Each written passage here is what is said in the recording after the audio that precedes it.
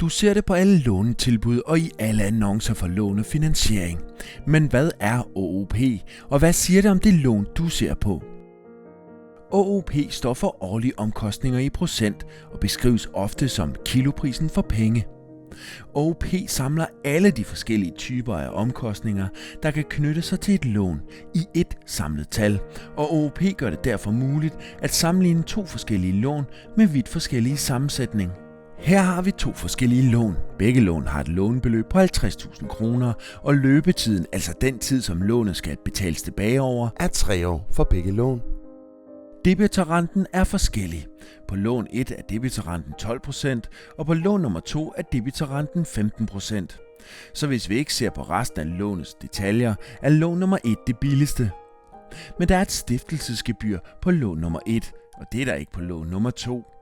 Og lån nummer 1 har også et højere månedsgebyr. Nu er det straks mere komplekst at sammenligne de to lån, men det er her, at OOP kommer ind i billedet. OOP samler alle de forskellige udgifter, der knytter sig til det aktuelle lån, og samler dem i én værdi. OOP er derfor ikke det samme som lånets debitorrente, men derimod et samlet udtryk for alle lånets omkostninger. Og nu blev det tydeligt, at selvom debitorrenten var lavest på lån nummer 1, er det rent faktisk lån nummer 2, som er billigst.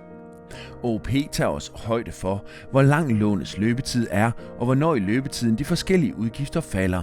Og OOP vil derfor også ændre sig, hvis løbetiden ændres, eller hvis der for eksempel tilbydes en debitorrente eller afdragsfri periode i løbetiden.